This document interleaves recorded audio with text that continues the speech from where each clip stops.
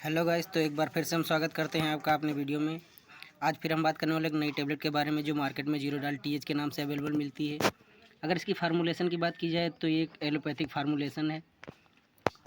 आज हम पढ़ने वाले हैं जो जीरोडाल टीएच होती है, इसके यूज क्या होते हैं, इसका कॉम्बिनेशन क्या होता है और इसकी कंडीशंस क्या होती हैं, कब कब हम इसको यूज कर सकते हैं, इसके साइड इफेक्ट क्या क्या हो सकते हैं, कंट्राइंडिकेशन क्या क्या हो सकते हैं। तो वीडियो को स्टार्ट करने से पहले अगर चैनल पर आप नए हैं तो चैनल को सब्सक्राइब करिए और वीडियो को लाइक करें, अपने दोस्तों के साथ शेयर करिए ताकि उनका भी मेडिकेशन के बारे में नॉलेज कुछ बढ़ सके। चलिए स्टार्ट करते हैं इस वीडियो को।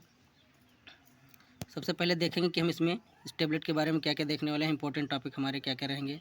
तो सबसे पहला टॉपिक हमारा क्या रहेगा, इसके यूजेस के बारे में हम यूज़ देखेंगे। इसके दूसरा क्या है, इसका डोजिंग, कितनी डोज हमको देना चाहिए या कितनी डोज नहीं देनी चाहिए। तो अगला टॉपिक क्या है, तीसरा टॉपिक की अगर बात करें तो ये है इसका साइड इफ़ेक्ट्स। इसके साइड इफ़ेक्ट जो बहुत ज़रूरी चीज़ होती है किसी भी ड्रग के साइड इफ़ेक्ट को समझना। अगर हम किसी भी ड्रग्स के साइड इफ़ेक्ट और उसकी डोजिंग को जानते हैं तो हम किसी भी पेशेंट को क्लियरली ट्रीट कर सकते हैं।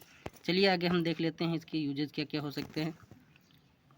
तो स्टार्ट करते हैं कि इसके यूज के साथ में इसके कॉम्बिनेशन। अगर इसके कॉम्बिनेशन की बात की जाए तो इसमें क्या पाया जाता है, जीरोडाल टीएच में एसिक्लोफेनेक और थायोकोल्चिकोसाइड पाया जाता है।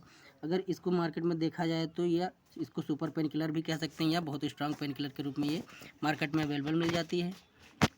अगला बात करते हैं कि हम किसकी कंडीशंस, कौन कौन सी कंडीशन में यूज कर सकते हैं। तो सबसे पहली कंडीशन क्या है, अगर आपके मसल में स्पाज्मोडिक पेन हो रहा है या मसल में स्पाज्म हो गया है तो उस कंडीशन में भी यूज कर सकते हैं मसल पेन में। दूसरा क्या है, degenerative vertebral disorder. Degenerative vertebral disorder मतलब बैक्टीरियल इन्फेक्शन हो जाता है कई बार, या कई बार ओवर स्ट्रेचिंग हो जाती है, किसी के स्पाइनल कार्ड में प्रॉब्लम्स हो जाती हैं, खिंच जाती है, तो उसमें भी उनके मूवमेंट में दिक्कत होने लगती है। या जो वर्टिब्रा जो हमारा होता है तो अपनी जगह से मूव नहीं कर पाता है तो उसको कहते हैं डीजनरेटिव वर्टिब्रल डिसऑर्डर। तो उस कंडीशन में अगर पेन हो रही है तो उस कंडीशन में भी हम दे सकते हैं। अगला क्या है, वर्टिब्रल स्टैटिक। ये कंडीशन कैसी होती है कि इसमें वर्टिब्रा आपका एकदम स्टॉप हो जाता है, आगे पीछे दाएं बाएं कोई कहीं मूवमेंट नहीं होती है। अगर मूवमेंट करते हैं तो अनयूजुअल पेन होता है, बहुत ज़्यादा पेन होता है, तो उस कंडीशन में भी हम इसको यूज कर सकते हैं। अगली क्या है, तीसरी कंडीशन, चौथी हमारी जो है तो उसको कहते हैं डॉर्सल स्पाज्म या डॉर्सल पेन। तो उस कंडीशन में भी हम दे सकते हैं। फिर क्या है, lower back pain. Lower back के पेन में भी हम दे सकते हैं, जो कि लोअर बैक के पेन में बहुत ज़्यादा इफेक्टिव ये है। और क्या है, इस कंडीशन में लोअर बैक के पेन में कंडीशन आती है सेक्रोइलिटिस, तो उस कंडीशन में भी हम इसका यूज कर सकते हैं। अगली कंडीशन की अगर हम बात करते हैं तो उसको कहते हैं टॉर्चिकोलिस। टॉर्चिकोलिस एक ऐसी कंडीशन होती है जिसमें जो हमारा नेक का रीजन होता है, नेक रीजन में हमारे बहुत ज़्यादा पेन हो रहा होता है, ओवर स्ट्रेचिंग, या कई बार ऐसा होता है कि हम अगर हम सो रहे होते हैं तो एक साइड में सो जाते हैं, उसके सोने के बाद भी हम अगर जगते हैं तो उस कंडीशन में पेन होने लगता है, तो कई लोगों को नेक सपोर्ट भी लगाना पड़ता है, तो उस कंडीशन में भी हम इसका यूज़ कर सकते हैं। सबसे इम्पोर्टेंट चीज़ क्या है, आप इसमें देख रहे होंगे कि जितनी भी स्ट्रेचेबल कंडीशंस होती हैं, जहाँ जहाँ स्ट्रेचिंग होती है तो उस कंडीशन में हम इसका यूज़ कर सकते हैं। तो एक हिसाब से जो हमारा थायोकोल्चिकोसाइड होता है तो इसको हम मसल रेस्ट्रेंट के नाम से भी जानते हैं, तो उस कंडीशन में भी हम इसको यूज कर सकते हैं। कहीं भी अगर आपका स्पाज्मोडिक पेन हो रहा है या ओवर स्ट्रेचिंग के कारण कहीं आपकी नसें खिंच गई हैं तो उस कंडीशन में भी हम इसका यूज कर सकते हैं। अगर अगली हम बात करते हैं तो इसकी डोजिंग की अगर बात करें तो किसी भी टेबलेट्स की जो डोजिंग होती है, किसी भी ड्रग की डोजिंग होती है, तो हमारी डोजिंग जो होती है तो फिजिशियन के ऊपर डिपेंड करती है कि कितनी डोज की लेनी है। कोई भी दवा जो होती है, जितनी भी मार्केट में अवेलेबल है, कोई भी ड्रग्स अपने आप से लेना ये इम्पोर्टेंट नहीं है। लेकिन अगर इस कंडीशन में आपकी कंडीशन लीथल भी हो सकती है, जिसमें आपको सीवियर रिएक्शन का सामना करना पड़ता है अगर आप किसी भी ड्रग्स को अपने हाथ से लेते हैं। तो मेरे कहने का मतलब ये है, किसी भी दवा को यूज़ करने से पहले आप अपने फिजिशियन से कंसल्ट एक बार ज़रूर करें। चलिए बात कर लेते हैं अगर डोजिंग की, तो अगर एडल्ट डोज की बात की जाती है तो इसको एक टेबलेट को हम दे सकते हैं दिन में 2 बार, 1 से 2 बार। ये सारी चीज़ें जो होती हैं तो आपके फिजिशियंस के थ्रू डिसाइड की जाएंगी, इसको हम 1 बार दे रहे हैं या 2 बार दे रहे हैं। अगर चाइल्ड डोज की बात की जाए तो जो 12 साल से ऊपर के बच्चे हैं उन्हीं बच्चों को ये हम इसकी डोजिंग कर सकते हैं। 12 साल से नीचे वाले बच्चों को जीरोडाल टीएच नहीं दिया जाता है, इसको अवॉइड करते हैं। अगले हम बात करते हैं इसके जो साइड इफ़ेक्ट्स होते हैं, साइड इफ़ेक्ट के बारे में हम बात कर लेते हैं एक बार। तो सबसे पहला साइड इफ़ेक्ट क्या होता है, डिजीनेस हो सकती है। आपको कमज़ोरी महसूस होने लगी सडन सडन, कई बार होता है ऐसा डिजीनेस के चक्कर में कि लोग जो ज़मीन पे गिर जाते हैं चलते चलते एकदम।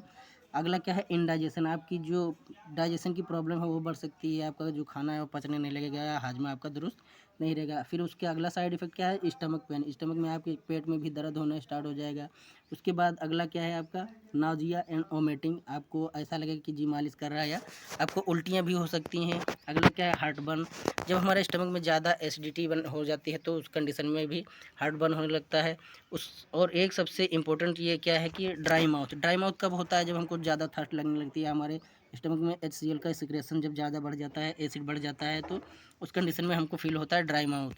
तो इस कंडीशन में ये सब इसके साइड इफेक्ट है। अब हम बात करते हैं कंट्राइंडिकेशंस की। कंट्राइंडिकेशंस एक ऐसी कंडीशन होती है कि इस कंडीशन में अगर पेशेंट की हिस्ट्री में ये चीज़ है तो उस कंडीशन में हम किसी भी पेशेंट को ये दवा प्रेस्क्राइब नहीं करते हैं या सजेस्ट नहीं करते। तो सबसे पहला कंट्राइंडिकेशन क्या है, अगर किसी भी पेशेंट की हिस्ट्री में सीवियर एलर्जिक रिएक्शन जैसे अस्थमा हो गया, या स्किन रैश हो गया, सोइलिंग हो गई, बॉडी के ऊपर सोइलिंग हो गई, या स्केर्स पड़ जाते हैं, चकत्ते पड़ जाते हैं कोई दवा खाने से, तो उस कंडीशन में हम किसी को जीरोडाल TH नहीं देंगे। अगली कंडीशन अगर हम बात करते हैं कंट्राइंडिकेशन की, तो अगर किसी की भी पेशेंट की हिस्ट्री में गैस्ट्राइटिक है या गैस्ट्रिक अल्सर है तो उस कंडीशन में नहीं देंगे। अगला क्या है स्टमक ब्लीडिंग की अगर प्रॉब्लम है किसी भी पेशेंट को तो उसको भी हम नहीं देंगे। और एक सबसे इंपॉर्टेंट क्या है, अगर किसी को किडनी या लीवर से फेल्यूर या किडनी या लीवर की कोई भी डिजीज है जो कि सीवियर डिजीज है, तो उस कंडीशन में हम किसी को जीरोडाल TH प्रेस्क्राइब नहीं करते as a doctor, as a pharmacist. अगला हम बात करते हैं drug drug interaction. Drug drug interaction एक ऐसी कंडीशन होती है कि जो हमारी एक ड्रग होती है दूसरे के साथ या तो इंटरेक्ट करके उसका एक्शन बढ़ा देती है, या तो इंटरेक्ट करके उसके साथ कोई दूसरा ही प्रोडक्ट बना लेती है। तो सबसे पहला अगर हम ड्रग इंट्रैक्शन देखेंगे तो अगर किसी को हार्ट से संबंधित या रिलेटेड कोई बीमारी है तो उसमें अगर कौन कौन सी दवाएं चल रही हैं तो उस कंडीशन में नहीं देनी है। अगला क्या है, अगर किसी की एंटीबायोटिक्स चल रही हैं तो कौन सी एंटीबायोटिक के साथ हमको नहीं देनी होती है। फिर उसके बाद क्या है वाटर पिल्स, या ये कह सकते हैं कि आपकी कौन सी थायजाइड टाइप की चल रही है, जैसे फ्यूरोसिमाइड और एमिलोराइड टाइप की अगर कैटेगरी की कोई ड्रग्स चल रही है तो उस कंडीशन में नहीं देनी होती। तो सबसे पहले अगर हम देखते हैं किसी के हार्ट की अगर किसी को दिक्कत है या उसको इलाज चल रहा है तो कौन कौन सी कंडीशन या कौन सी टेबलेट के साथ में हमको नहीं देना होता है। सबसे पहले होती है लिसिनोप्रिल, दूसरी होती है इनालाप्रिल, तीसरा है प्रोपेनोलॉल, चौथा है हाइड्रालाजीन। तो अगर ये कंडीशन है या ये दवाएं चल रही हैं पेशेंट की तो इसके साथ में हमको जीरोडाल TH प्रिस्क्राइब नहीं करना होता है या सजेस्ट नहीं करना होता है एज ए डॉक्टर या एज ए फार्मासिस्ट। अगली बात करते हैं हम एंटीबायोटिक की। तो अगर एंटीबायोटिक हमारी हैं जैसे सिप्रोफ्लॉक्सासिन हो गई, ओफ्लॉक्सासिन हो गई, लियोफ्लॉक्सासिन हो गई, या मॉक्सिफ्लॉक्सासिन हो गई, कुछ ऐसी एंटीबायोटिक्स हैं जिनके साथ में हम इसको प्रिस्क्राइब नहीं करते हैं। अगर वाटर पिल्स की बात की जाए या वाटर पिल्स जो होती हैं वाटर पिल्स की बात की जाए या कहते हैं इनको जैसे थायजाइड कैटेगरी की बात की जाए तो जैसे फ्यूरोसिमाइड और एमिलोराइड कैटेगरी की जितनी भी ड्रग्स हैं तो उस ड्रग्स की कंडीशन में अगर ये किसी की पेशेंट को चल रही है तो उसमें हम किसी भी पेशेंट को जीरोडाल TH प्रिस्क्राइब नहीं करते हैं। Thanks for watching my video.